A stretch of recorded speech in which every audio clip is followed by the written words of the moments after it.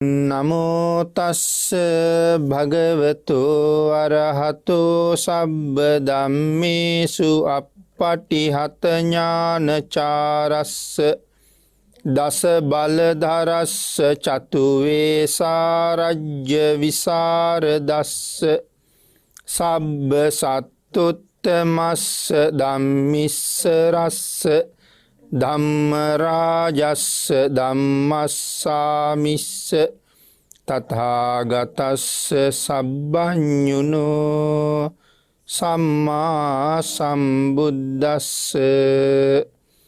නමෝ තස්ස භගවතු අරහතු සබ්බ ධම්මේසු අප්පටිහත ඥානචාරස්ස දස බලධරස්ස චතු වේසාරජ්‍ය විසරදස්ස සබ්බ සත්තුත්තමස්ස ධම්මිස්ස රස්ස ධම්ම රාජස්ස ධම්මස්සාමිස්ස තථාගතස්ස සබ්බඤුනෝ සම්මා සම්බුද්දස්ස නමෝ තස්ස භගවතු අරහතු සබ්බ ධම්මේසු අප්පටිහත ඥානචාරස්ස දස බලධරස්ස චතු වේසාරජ්‍ය විසරදස්ස සබ්බ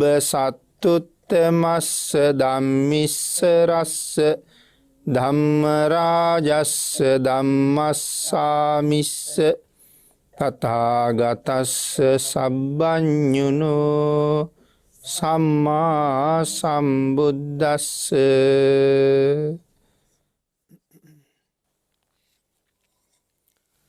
සද්ධර්ම ශ්‍රාවක කාරුණික ගුණගරුක බෞද්ධ පින්නතුනි බොහෝම ශ්‍රද්ධාවෙන් යුක්තව මේ සදහැවත් පිරිස සැදී පැහැදී සූදානම් වෙන්නේ ලෞතුරා සම්මා සම්බුදුරජාණන් වහන්සේ විසින් ලෝක සත්වයන් පිළිබඳව අප්‍රමාණ දයාවෙන් කරුණාවෙන් මෛත්‍රියෙන් යුක්තව අවබෝධ කරගෙන දේශනා කොට වදාළ නෛර්යානික වූ ශ්‍රී සද්ධර්ම රත්නයෙන් අබමල් රේණුවකටත් වඩා අඩු බොහෝම පුංචි කොටසක් දේශනා කරවගෙන ධර්ම ගෞරවය පෙරදරි කරගෙන දේශනාගත ධර්මය ශ්‍රවණය කරන්නත් එසේ ධර්ම ශ්‍රවණය කිරීමෙන් ලැබෙන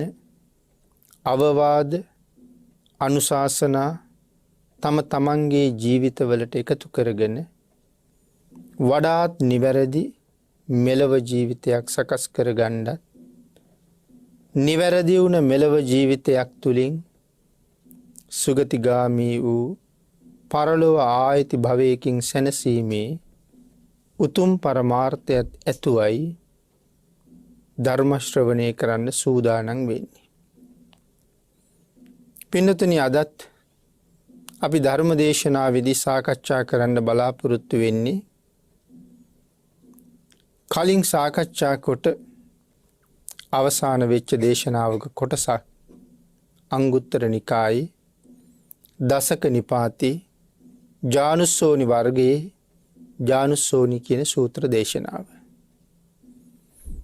මේ සූත්‍ර දේශනාවෙන් දේශනා කීපයක් අපි මීට කලින් සිදු කරන්න යෙදුණා. ඒ සූත්‍ර දේශනාවේ තවත් එක කොටසක් හැටියට අද මේ ධර්ම දේශනාව සිදු කරනවා. පින්නතුනි බුදුරජාණන් වහන්සේගෙන් මේ ජානුස්සෝනි කියන බ්‍රාහ්මණය ඇවිල්ලා ප්‍රශ්න කීපයක් ඇහුවා. ඒ අහපු ප්‍රශ්නවලට පිළිතුරු තමයි බුදුරජාණන් වහන්සේ ලබලා දීලා තියෙන්නේ. බ්‍රාහ්මණයා මුලින්ම ඇහුවේ ස්වාමීනි අපි දන් පිළි අරගෙන මියගිය ඥාතීන්ට පින් අනුමෝදන් කරාම පින් ලැබෙනවද කියන කාරණාව. බුදුරජාණන් වහන්සේ දේශනා කළේ ස්ථානයේදී ලැබෙනවා අස්ථානයේදී නොලැබෙනවා.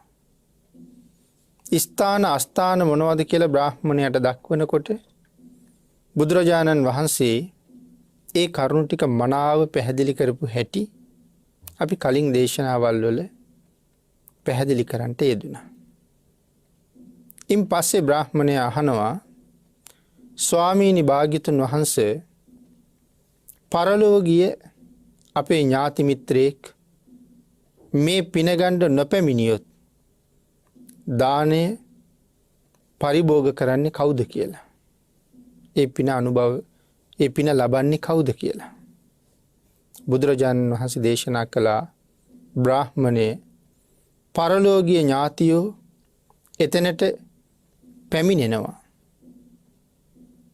පැමිණිලා අනුමෝදන් කරන පින ඒ අය ලබනවා කියලා. බ්‍රාහ්මණය බලාපොරොත්තු වෙන්න ඇත්තේ නමක් කියලා පින් දුන්නහම ඒ අය පින් ගත්තේ නැත්තම් ඒ පිනට මොකද වෙන්නේ කියලා. නමුත් පින්නතුනි අනාදිමත් කාලයක් සංසාරේ අපේ නමින් මරණයට පත්වෙච්ච අය මෙච්චරයි මෙපමණයි කියලා සීමාවක් නැහැ. පින් ගන්න පුළුවන් අය තමන්ගේ ඥාතීන් දිහා විශේෂයෙන් බලනවා. මොකද ඒ අයට වෙන පින් දෙන්න කෙනෙක් නැති නිසා. බිම්බිසාර මහරජුරුවන්ගේ ඥාති ප්‍රේතයින් පින් හොයාගෙන ආපු හැටි පැහැදිලි කරපු දේශනාවල් වලින් අපිට ඒ කාරණා මනාව පැහැදිලි වෙනවා. බුද්ධාන්තර ගණනාවක්ම තමන්ගේ ඥාතියෙක් හොයාගෙන පින් ගන්න ආපු හැටි. ආන්ගේ නිසා මේ දීර්ඝ සංසාරේ කොයි තරම් මේ සසර අපි ඉපදුනාද මැරුණද අම්මා තාත්තා සහෝදර සහෝදරියෝ ගුරුවරු ඥාති හිත මිත්‍රයෝ මොන තරම් මරණයට පත් වෙලා පින් බලාපොරොත්තු තැන්වල ඇද්ද. ඒ හින්දා මේ පින ගන්න කෙනෙක් නෑ කියලා කාරණාවක් නම් නෑ ඕන තරම් පින් ගන්න බලාපොරොත්තු වෙන අය තමන්ගෙමයි ඉන්නවා. ඒ නිසා ඒ අයට මේ පිනේ ප්‍රයෝජනයක් තියෙනවා. බුදුරජාණන් වහන්සේගෙන් නැවත මේ බ්‍රාහ්මණය අහනවා බවත් ගෞතමයන් වහන්සේ පරලොව ගිය ඒ ඥාතියෝ එහි නොපැමිණියේ වෙයි. පරලොව ගිය ඔහුගේ අන්‍ය ඥාතියොත් එතනට නොපැමිණියේ වෙයි. කවරෙක් නම් ඒ පින අනුමෝදන් වෙනවද? මේ ප්‍රශ්නේ අහපුවහම තමයි පැහැදිලි කළේ එහෙම ඥාතියෙක් එන්නේ නැහැ කියලා කෙනෙක් නම් නෑ. ඥාතීන්ගේ සීමාවක් නෑ මිය පරලෝ ගියපු අය. පින් ගන්න කෙනෙක් ඉන්නවමයි.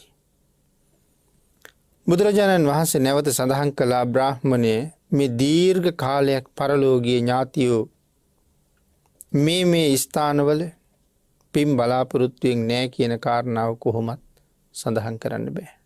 නමුත් කවුරුවත් පින් නොගත්තොත් ඒ පින දායකයා කෙරෙහි ඒකාන්තයෙන්ම පිහිටනවා. දායකයන්ට ඒ පින තියෙනවා.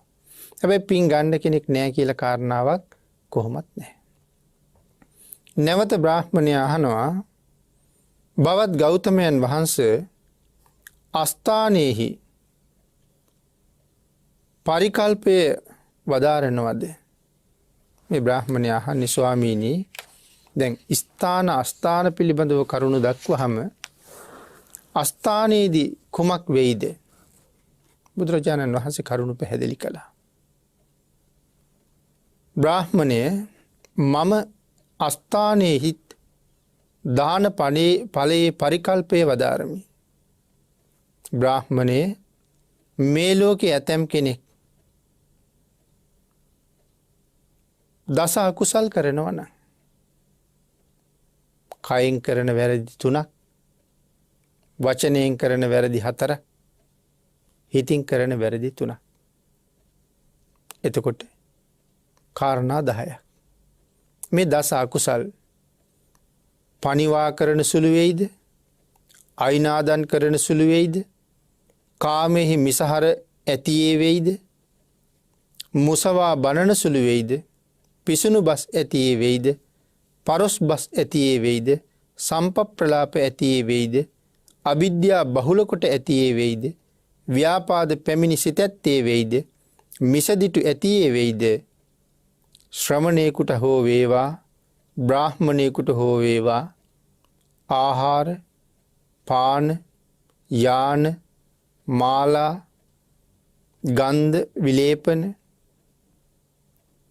ආවාස ප්‍රදීප උපකරණ මේ ආදී නොයෙක් දේවල් පූජා කරලා සඳහන් කළා කාබුන් මරණින් මතු ඇතුන්ගේ සහවාසයට එළඹෙයි. එහි අන්න පාන මාලා නානා ලංකාර ලබන සුළු වෙයි. පින්නතින් මේ දානයාගේ හැබෑ ස්වභාවය. දන් දෙනවනං දන්දිය යුත්තේ සිල්වත් කෙනෙක් විදිහට. අපි කලින් ඉඳලා දේශනාවල් වල අහලා තියෙනවා දන්නවා සීලය තමයි කෙනෙක් මැරුණට පස්සේ නැවත උපදින්නේ කොතනද කියන සාධකය තීරණය කරන්නේ. ධර්ම දේශනා කරන ධර්ම ශ්‍රවණය කරන මේ ලෝකේ ජීවත් වෙන හැම සත්වයෙක්ම මැරුණගෙන් පස්සේ නැවත උපදින තැන තීරණය කරන්නේ සීලය. සීලයක් නැත්තම් සතර අපායේ කොහේ හරි උපදින්න වෙනවා. සිල් ඇත්නම් සුගතියක උප්පත්තිය ලබන්න වාසනාව තියෙනවා. හැම කෙනෙක්ම මේ කාරණාව සසරට බයයි නම් විශේෂයෙන් මතක තබා ගත යුතු කාරණාවක්. මරණය කවදා සිද්ධ වෙයිද? කොතන සිද්ධ වෙයිද? කොහොම සිද්ධ වෙයිද කියන කාරණාව අපි දන්නේ. හෙටට අනිද්දට මාසයකට අවුරුද්දකට සිල් ගුණ පුරණ එක කල් තිබ්බට අපි ඊට කලින් මැරෙන්න පුළුවන්. එහෙම සිල් නැතුව මැරුණොත් හදිසියේ මට කොතන උපදින්න වෙයිද කියන ප්‍රශ්නෙට උත්තරෙත් හදාගෙනම තමයි ඉන්න වෙන්නේ. ඒ හින්දා මේ සීලය උපදින තැන තීරණය කරනවා. ඊළඟට පින්නතුනි දානය ඉපදුනාට පස්සේ ලැබෙන්නේ මොනවද කියන කාරණාව තීරණය කරනවා. ඒ කාරණාව තමයි භාග්‍යතුන් වහන්සේ මේ දේශනා කරන්නේ. මුලින් දේශනා කළා මිය ගිය අයට කොහොමද පින් ලැබෙන්නේ? කොහොම අයට කොතන ඉන්න අයටද පින් ලැබෙන්නේ? ස්ථාන අස්ථාන දෙක මනවින් දක්වලා දැන් සඳහන් කරන්නේ දන් දෙන දායකයා ගැන. යම් පුද්ගලයෙක් දානයක් දෙනවා නම් නමුත් ඒ පුද්ගලයා දස අකුසලයෙන් යුක්තයි නම් ඔහුට උපදින තැන බොහෝ වෙලාවට තීරණය වෙන්නේ තිරිසන් ලෝකේ. සාමාන්‍ය දන් නෙමේ ලක්ෂ ගණන් කෝටි ගණන් වියදම් කරලා මහ දන් දෙනවා. නමුත් දස අකුසලයෙන් යුක්තයි. කාය සංවරය නැහැ, වාක් සංවරය නැහැ, මනෝ සංවරය නැහැ. ඒ දස අකුසලයෙන් යුක්ත නිසා සඳහන් කළා ඇතුන්ගේ සහවාසයට එළඹෙයි. මැරිලා තිරිසන් ලෝකේ කොහාටද යනවා කීවි? ඇත්තු වෙලා ඉපදෙනවා. ඇත්තු වෙලා ඉපදුනහම හොඳට ආහාර ලැබෙනවා. හොඳට පාන වර්ග ලැබෙනවා. මාලා නානා ලංකාර ලබන සුළු වෙයි. අපි මෙතන ඇත්තු කියලා කීවට අපි ওই කැලෑවේ දකින්න ඇත්තු ගැන නෙමෙයි මේ කතා කරන්නේ. රජ්ජුරුවන්ගේ මංගල හස්තීන් වාගේයි. කොහොම හිටියා කියලා සඳහන් කරනවද සමහර තැන්වල. රජ්ජුරුවන්ගේ මංගල හස්තිය. ඒ මංගල හස්තිය වෙනුවෙන් බිමට පාවා ඩෙලලා විශේෂ කුටියක ඇත් ගාලේ විශේෂ තැනක බිම හොඳට සකස් කරලායි තියෙන්නේ. සඳහන් කරනවා උඩින් උඩුවියන් බැඳලා තිබුණේ සුවඳ මල් වලින් කියලා. මල් වලින් වියන් බැඳලා තියෙන්නේ.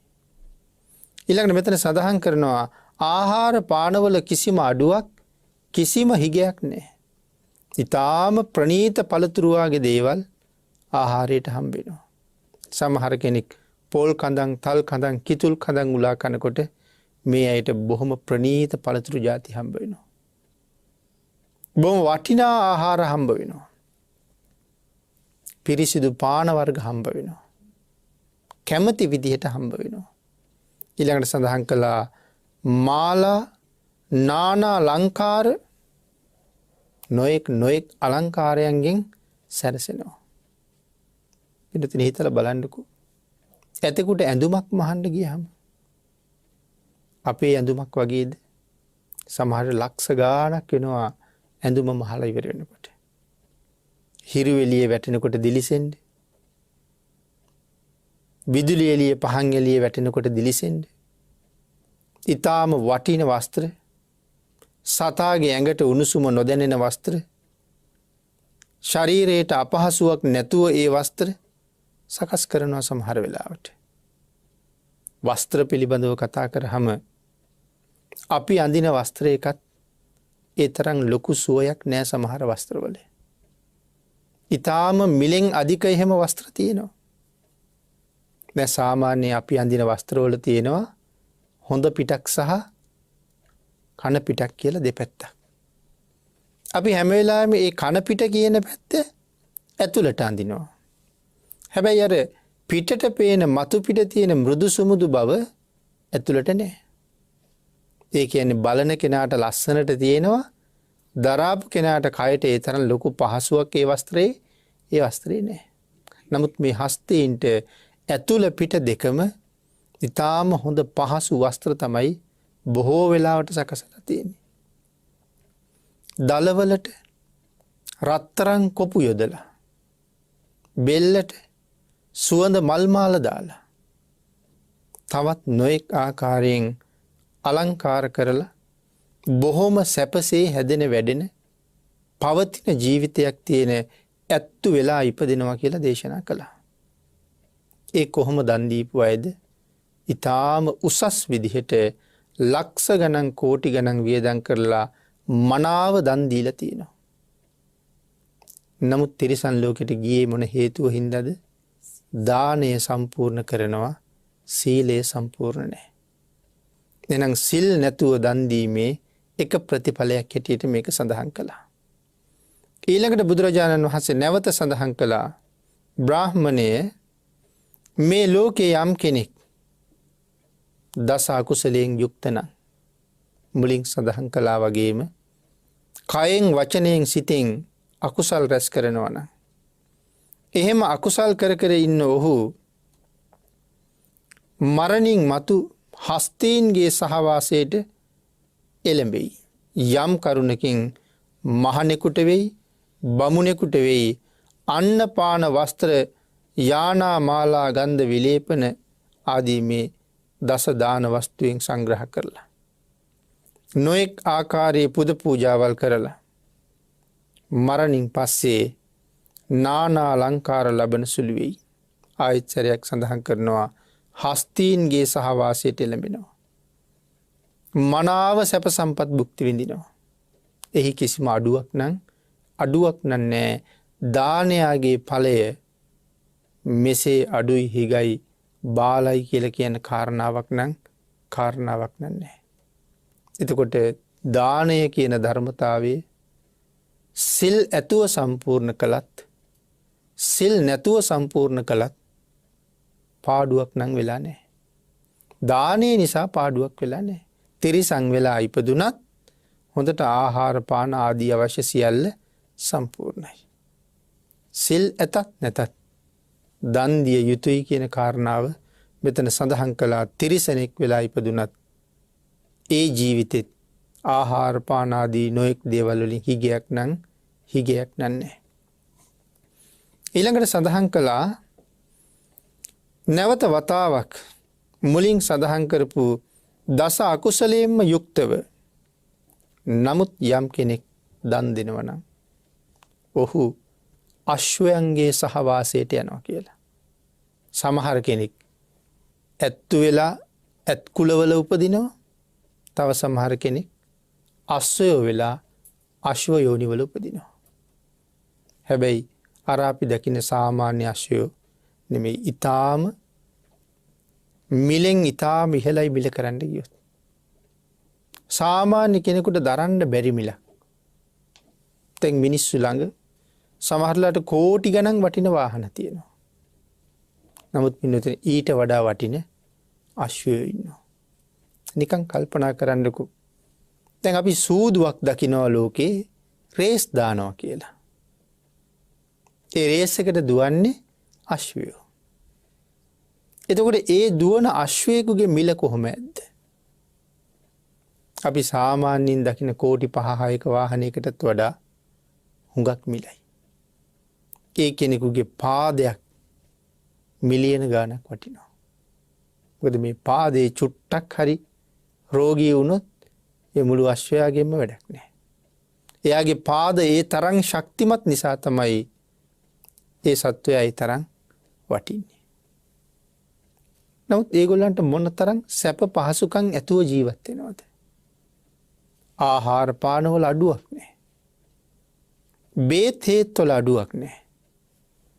වෛද්‍ය පරීක්ෂණ වල නිමක් නැහැ. හැම වෙලාවෙම මේ කාරණාවට යෝග්‍යයිද මේ සත්වයා? සුදුසුයිද මේ සත්වයා? අද මේ රේස් එකට යොදන්න ගැළපෙනවද මේ සත්වයා?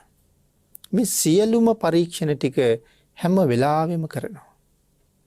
ඇඟ ඇතුලේ රෝග නිදහන තියෙනවද? තාම මතුවෙලා නැහැ.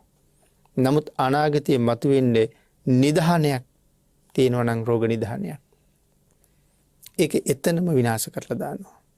මොකද ඒ තරම්ම සතා වටින නිසා.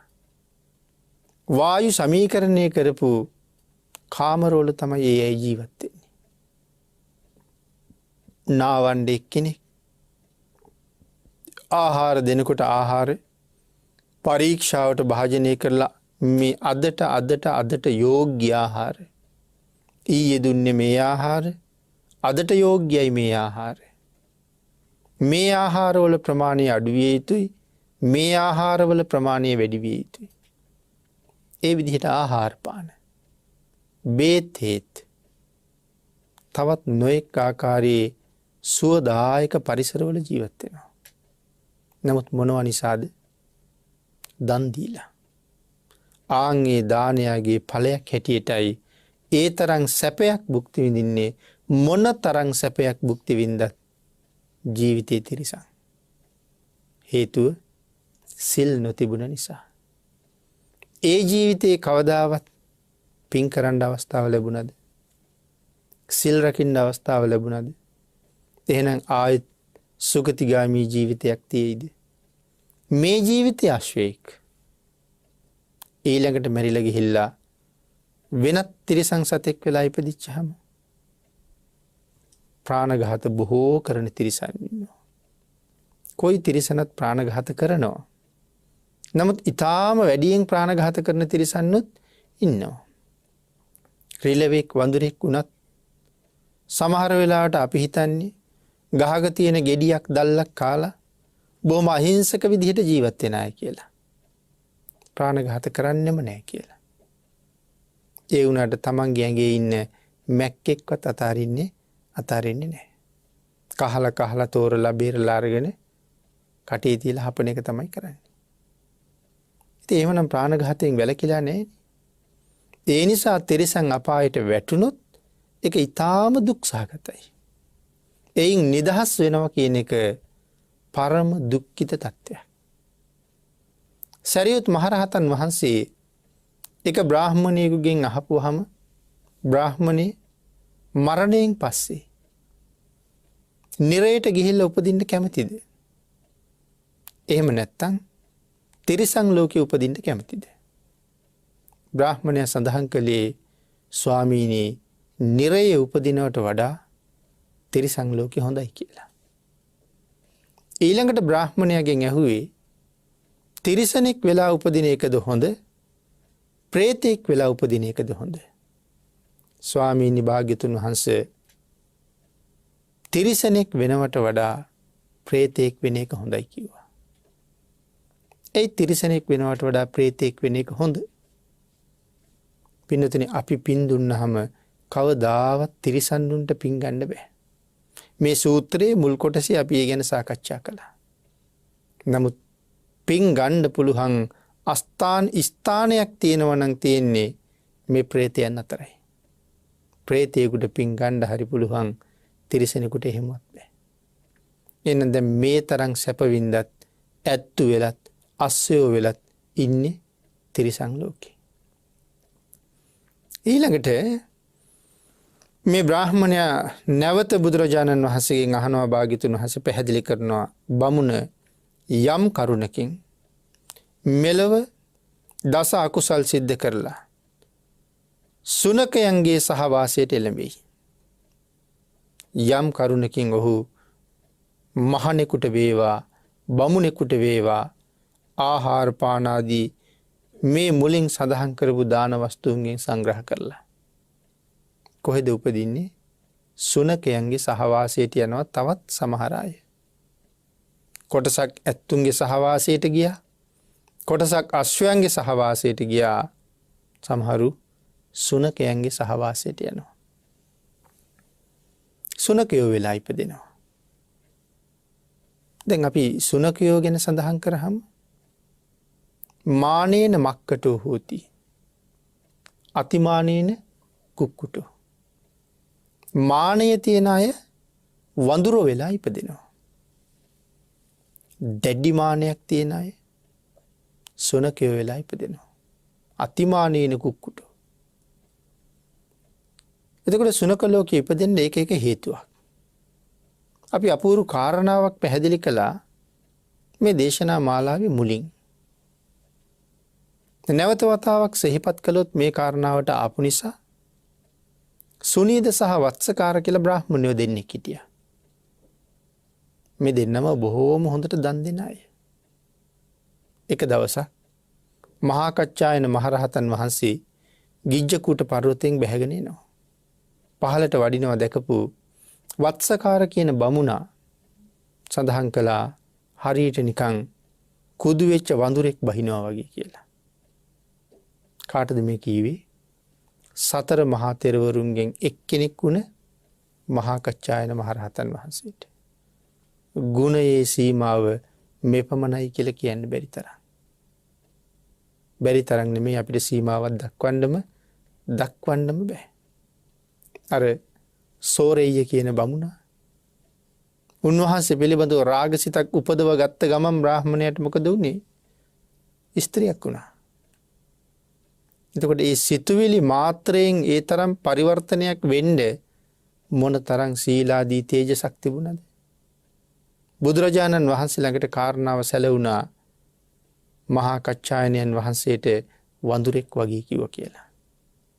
බුදුරජාණන් වහන්සේ සඳහන් කළා වත්සකාර ගිහිල්ලා කච්චායනයන් වහන්සේගෙන් සමාව ඉල්ලුවේ නැත්තම් වචනෙට ඔහුටත් වඳුරෙක් වෙලාම ඉපදෙන්න වෙනවා කියලා. නමුත් පුදුම මාන්නක්කාරයි. ආන්ගේ හින්දා සමාව ඉල්ලුවේ නැහැ.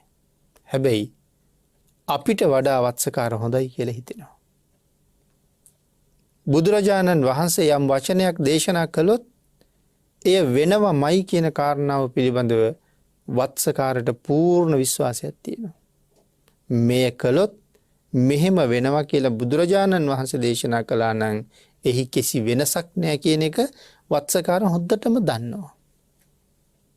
ඒ වුණාට අපි සමහරලාට එහෙම හිතන්නේ නැහැ.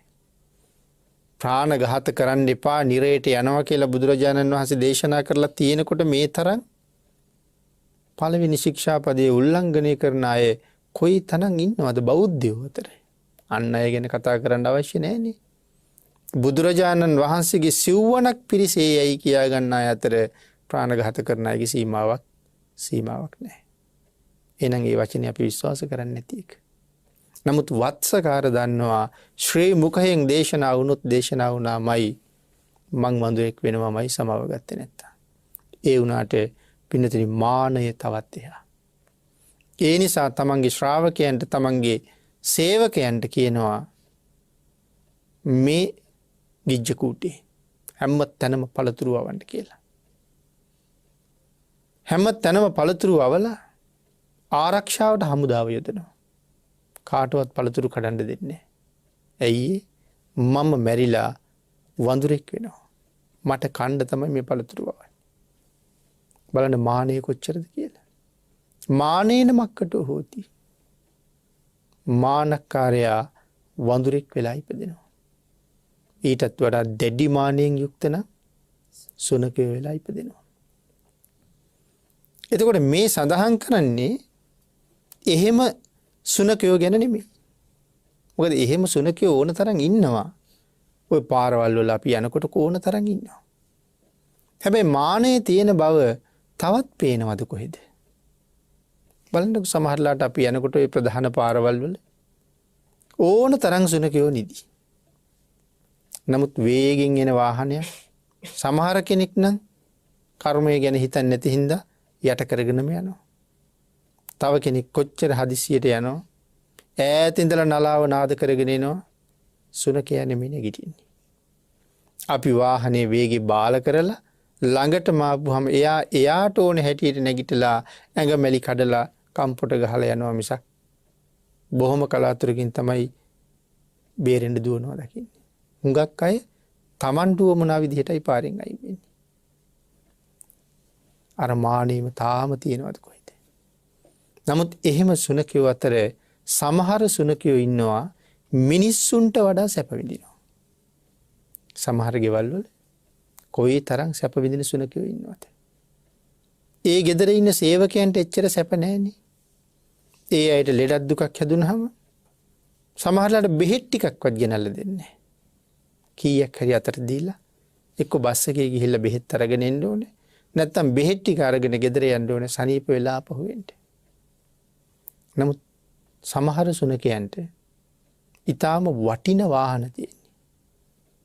ඒක ගෙදර අය පාවිච්චි කරන්නේ නැහැ. ඒක සුනකයාටමයි තියෙන්නේ. රියදුරෙකුත් ඉන්නවා. එහෙම වාහනයක ගෙනහිල්ලා බෙහෙත් ගෙනල්ලා නාවලා සූපත් කරලා බෙහෙත් ගල්වලා මොන තරම් සැප සහිත ජීවිත තියෙනවද? සමහරලාට සේවකයාට වියදම් කරන්නේ යම් පඩියක්ද දවසකට මාසෙකට සුනකයාට වියදම් කරනවා ඒ වගේ 2ක් 3ක් විතර. ඒ විදිහේ සැප විඳින සුනකයෝ ඉන්නවා. මේ මොන වගේ ප්‍රතිඵලද? මේ තමයි දානයගේ ප්‍රතිඵල. එහෙමනම් භාග්‍යතුන් වහන්සේ දේශනා කරනවා ජානුස්සෝනි මේ ලෝකේ සමහර මිනිස්සු දස අකුසල් කර නමුත් බොහොම වියදම් කරලා හොඳට දන් දෙනවා ශ්‍රමණ බ්‍රාහ්මණයින්ට. ඔවුන්ට ඒකෙන් කුසලයක් ලැබෙනවා. ඒ කුසලයේ ප්‍රතිඵලයක් හැටියට සුනකයෝ වෙලා උප්පත්තිය ලැබෙනවා. නමුත් දන් දුන්න නිසා ආහාර පාන බේත් හේත් තවත් නොයෙක් උපස්ථානවල අඩුවක් නැහැ. සුනකයන්ගේ සහවාසයට යනවා කියලා සඳහන් කළා. පින්නතුනි ඊළඟට බුදුරජාණන් වහන්සේ විශේෂයෙන් පැහැදිලි කරනවා මේ මනාව දන් දීපු අය. බ්‍රාහ්මණය මේ ලෝකේ ඇතෙමෙක් දස අකුසලයෙන් යුක්තයි. නමුත් ඔහු මනාව දන් දෙනවා. මනාව දන් දීපු මේ පුද්ගලයා තවත් උප්පත්තිය ලැබෙන තැන් විශේෂයෙන් සඳහන් කරනවා. මේ දස අකුසලයෙන් යුක්ත මේ පුද්ගලයා යම් දවසක සම්පප්‍රලාපයෙන් වැළකෙනවා නම් සමහර මිනිස්සු දස අකුසලයේ මතම පිහිටලා මුළු ජීවිත කාලෙම කටයුතු කරනවා. අන්තිම කාලෙවත් ජීවිතේ සීලයක් සමාදන් වෙච්ච දවසක් නැහැ. කෙනෙක් සිල් ගන්න යමු කියලා කිව්වොත් ඒකටත් නොයේක් තර්ක ඉදිරිපත් කරනවා. සමහර අය කියනවා සිල් ගන්න ගියාට කවුද සිල් ගන්නේ? කවුරු ගාවද සිල් තියෙන්නේ? ගිහිල්ලා දවසම ඉඳගෙන ඉඳලා දවසම උපදූප කී ඉඳලා මිනිස්සු දෙන කෑම ටිකත් කාලා මිනිස්සු දෙන පාන වර්ග ටිකත් භුක්ති විඳලා හොඳට නිදාගෙන ඉඳලා පහුවදා ගෙදර යනවනේ. බොරුවක් කරන්න යන්න ඕනේ කියලා ඒ වාගේ තර්ක කර එවන් අවස්ථාව පවා මගහරිනවා. අර අය පූජනීය ස්ථානවලට ගිහිල්ලා ඒගොල්ලෝ සිල් ගන්නවා, ඒගොල්ලෝ ගුණ පුරනවා, ඒගොල්ලෝ බණ අහනවා, ඒගොල්ලෝ පුද පූජා කරනවා. ඒක අගය කරන්න කැමැත්තක් නැහැ. ඒකෙන් මැග අරගන්න මේ වාගේ විවිධ දේවල් කියා ජීවිතයේ අන්තිම කාලෙත් දස අකුසලයෙන්ම යුක්තව මැරිලා යනවා. ඒ මැරිලා ගිහිල්ලත් දාන ආදී පින්කම් කරගෙන තිබුණා නම් අර වාගේ උප්පත්තීන් වලට යනවා. නමුත් එහෙමත් නැත්නම් ඊටාම සෝචනීය තැනක තමයි උපදින්න තීරණය වෙන්නේ. නමුත් නැවත බුදුරජාණන් වහන්සේ සඳහන් කළා බ්‍රාහ්මණයේ මේ ලෝකේ ඇතමෙක් මේ දස අකුසලයෙන් වැළකුණා නම් කයින් කරන වැරදි, වචනයෙන් කරන වැරදි, හිතෙන් කරන වැරදි, මේ දේවල් වලින් වැළකුණා නම් කොයි විදිහේ උප්පත්තියක් නැවත ලබනවද? අනබිජ්ජාලු වෙයි, අව්‍යාපන්න චිත්ත වෙයි, සම්‍යක් දෘෂ්ටික වෙයි. අනබිජ්ජාලු වෙයි කියලා කිව්වේ අවිද්‍යාවෙන් තොර වෙයි. සම්‍යක් දෘෂ්ටික වෙනවා, ද්වේෂයෙන් ඈත් වෙනවා. නොයෙක් ආකාරයෙන් දාන ආදී පින්කම් සම්පූර්ණ කරලා තියෙනවා. මරණින් මත්තේ මිනිසාගේ සහවාසයට එයි. ඕන් අපි මුලින් කියපු කාරණාවට නැවත සැරයක් එළඹෙනවා. දස අකුසලයෙන් වැළකුණේ වෙයි කියලා කියන්නේ මනාව සීලයක පිහිටියේ වෙයි කියන කාරණාව. ප්‍රාථමික සීලයක පිහිටලා. පන්සිල් මත මනාව පිහිටලා ඉඳලා තියෙනවා. පන්සිල් ආරක්ෂා කරලා තියෙනවා. හැබැයි මෙතන දස අකුසල් ගැන කතා කරනකොට සුරාව ගැන කතා කරලා නැහැ. එතකොට සුරාව මේ දස අකුසල් ගණයට සාකච්ඡා කරලා නැත්තේ පිනතනි සුරාව කර්මපතයක් ළඟත් නැහැ. කර්මපත හැටියට ගත්තාම පාණාතිපාතා, අදින්නාදාන, කාමීසු මිච්ඡාචාරා, මුසාවාදා. මේ හතරම කර්මපත. මොනවටද කර්මපත කියලා කියන්නේ? මැරෙන වෙලාවේ සිහියට આવොත් ඒ කාන්තයෙන් නිරේ උපද්දවනවා. ප්‍රාණඝාතයේ සිහියට આવොත්, බොරු කියපුවා සිහියට આવොත්, හොරකම් කරපුවා වැරදි කාම සේවනයේ නිරේ උපද්දවන්න හේතු වෙන දේවල්. එතකොට පන්සිල් සමාදන් වෙනකොට ඇයි පස්වෙනි කාරණාව මෙතෙන්ට ඇතුළත් කරලා නැත්තේ?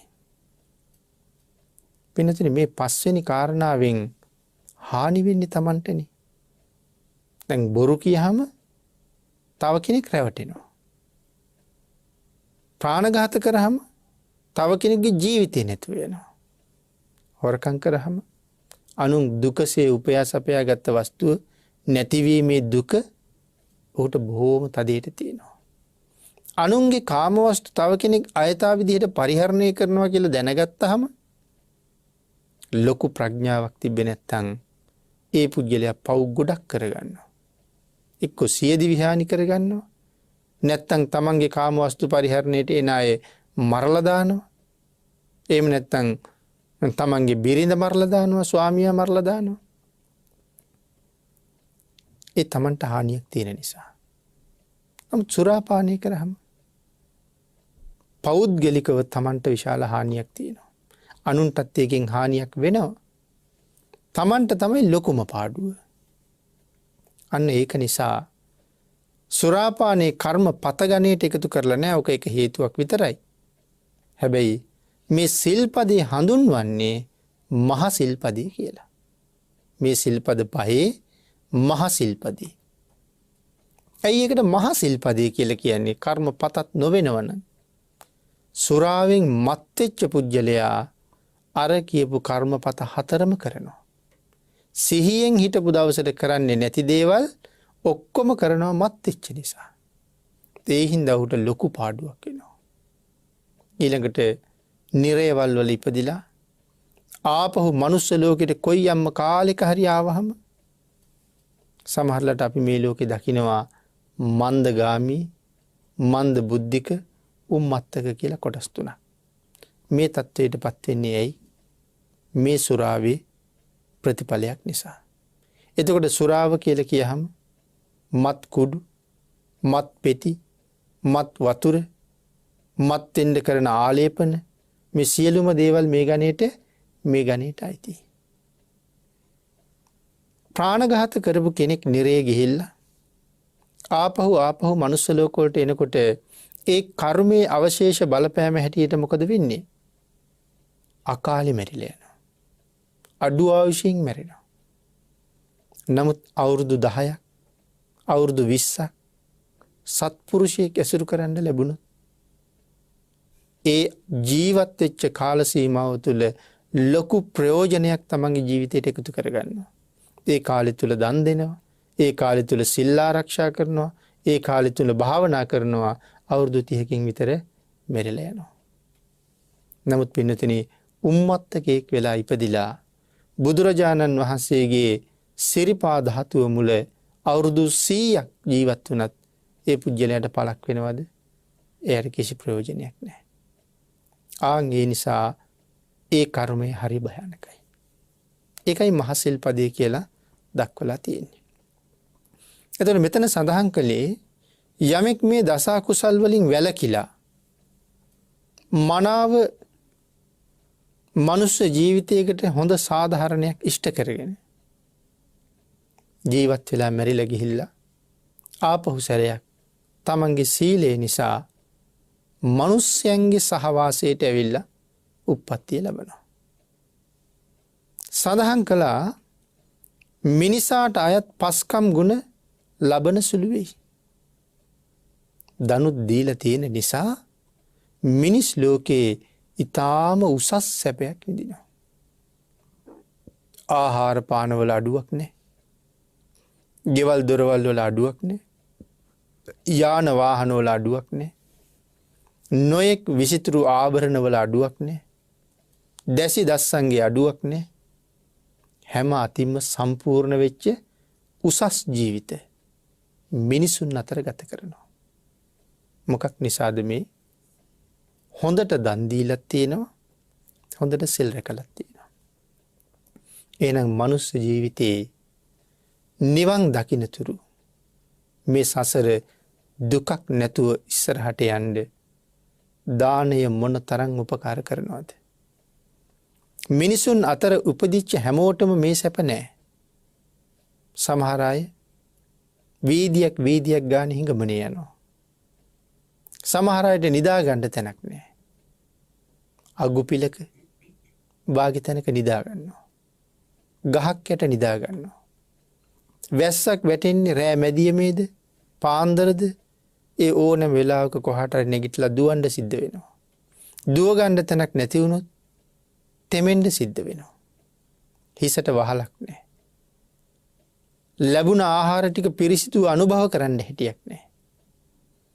නමුත් මිනිස්සු වෙලා ඉපදිලා ඔය කීවට වඩා නන් ආකාරයේ දුක් විඳින අය අපි මිනිස්සු අතර දකිනවා. මොනම හේතුවක් නිසා හෝ මනුස්ස ජීවිතයක් ලැබලා තිනවා. පෙර කුසල ධර්මයක් එක්ක.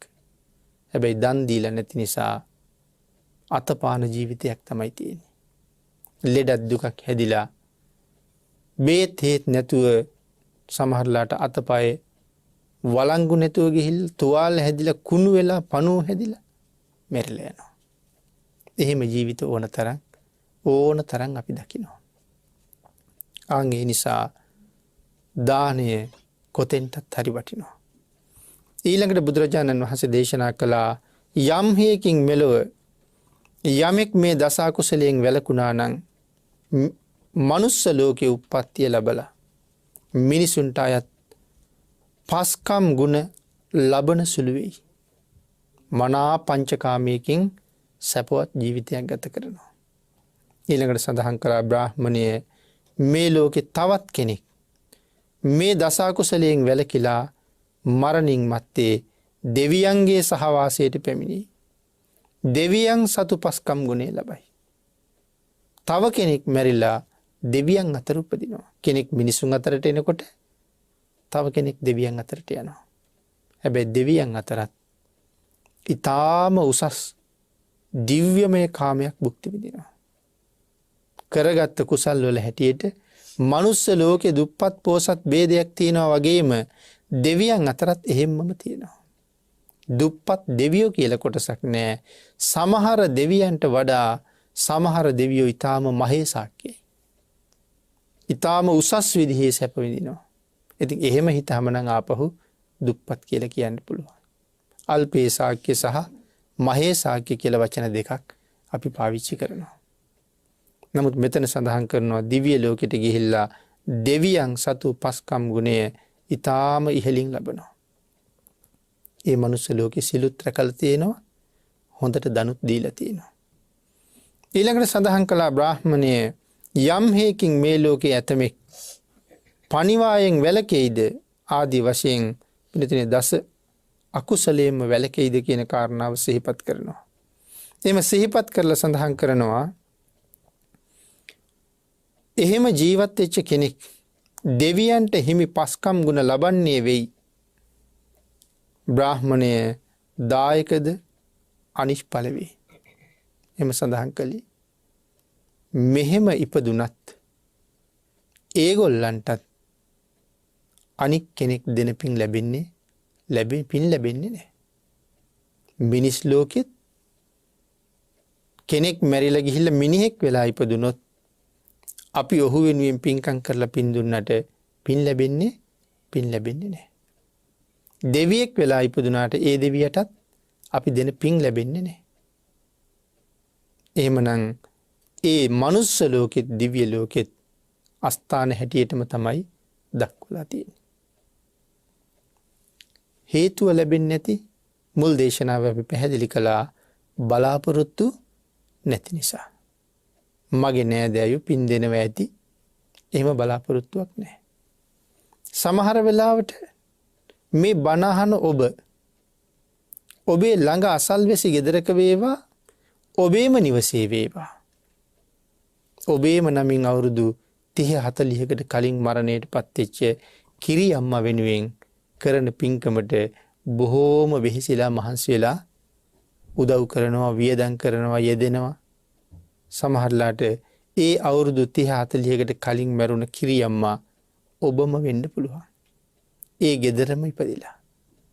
නමුත් කිසිම විශ්වාසයක් කල්පනාවක් නැහැ මේ පෙර භවයේ මැරුණ මේ ගෙදර කිරි අම්මා වෙනුවෙන් කරන පින්කම ඇය මමයි මේ පින මටයි කියලා කල්පනාවක් කොහොමත් නැති නිසා ඒ පින අපිට හම්බෙන්නේ නැහැ.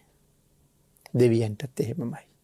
හැබැයි දෙවියන්ට පින් ලැබෙන ක්‍රමයක් මහා පරිනිර්වාණ සූත්‍රයේ දේශනා කරලා තිබුණ හැටි අපි වෙනම සාකච්ඡා කළා මේ දේශනා මාලාවේ මුල. දැන් මෙතන දෙවියන් වෙලා ඉපදුනහම පින් ලැබෙන්නේ නැහැ කියහම මිත්‍යා දෘෂ්ටියකට කෙනෙක් එළඹෙන්න පුළුවන්නේ.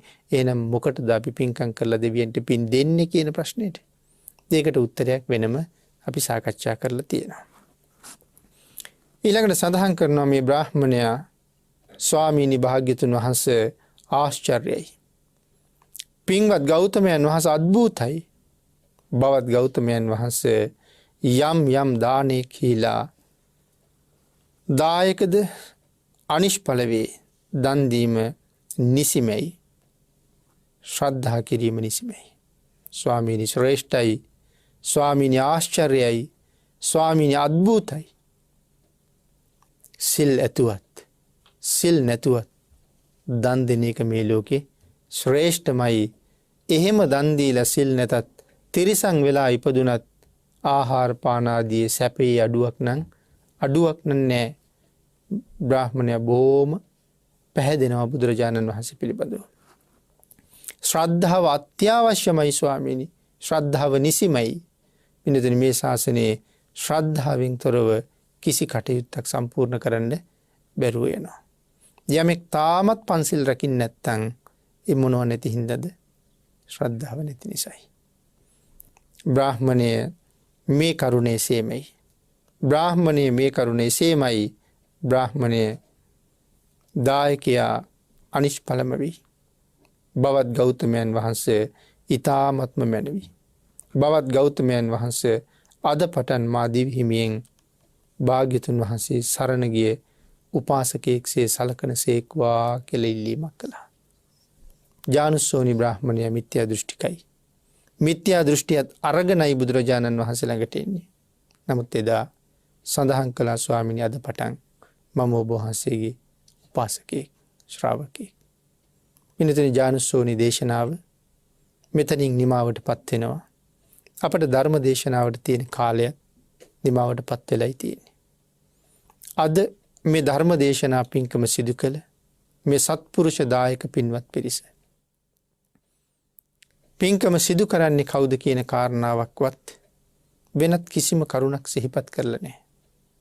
බොහොම නිදහසේ තමන් මහ පින්කමක් කරගෙන තමනුත් කුසල් ලබාගෙන සකල ලෝකයටමත් පින් දෙන එක තමන්ගේ එකම පරමාර්ථයයි.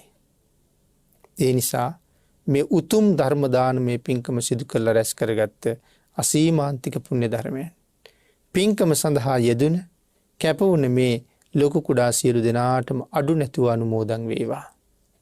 පින් අනුමෝදන් කරන සියලු දෙනාටත් ඒ පින් එසේම අනුමෝදන් වේවා. සද්ධර්ම ශ්‍රවණය කරපු ලංකාවාසී ලෝකවාසී සියලු දෙනාටමත් ඒ පින් අනුමෝදන් වේවා. රත්නත්‍රේ ආශිර්වාදය ලැබේවා. බෞද්ධ මාධ්‍ය ජාලයේ කාර්ය මණ්ඩලයේ සියලු දෙනාටමත් ඒ පුණ්‍ය ධර්මයන් අඩු නැතුව අනුමෝදන් වේවා. අපවත් වුණු දරණාගම කුසල ධම්මනායක මාහිමිපාණන් වහන්සේට වත්මන් සභාපති අවසරයි බොරලන්දේ වජිරඥාන අපේ නායක මාහිමිපාණන් වහන්සේ ඇතුළු සියලු දෙනාටමත් මේ පින් අනුමෝදන් වේවා. උන්වහන්සේලාටත් ඔබ අපි සියලුම දෙනාටමත් ඊ타ම ඉක්මන් භවයක ඊ타මත්ම කෙටි කාලයකින් සැප සහිත ප්‍රතිපදාවකින් උතුම් චතුරාර්ය සත්‍ය ධර්ම අවබෝධය සඳහා මේ කුසල් හේතු වාසනා වේවා කියලා ප්‍රාර්ථනා කරමු. ආකාශට්ඨා ච බුම්මට්ඨා දේවා නාග මහිද්దికා පුඤ්ඤන්තං අනුමෝදිත්වා චිරං රක්ඛන්තු ලෝක සාසනං දේවෝ වස්සතු කාලේන සස්ය සම්පatti හෝතු ච පීතෝ භවතු ලෝකෝ ච රාජා භවතු ධම්මිකෝ.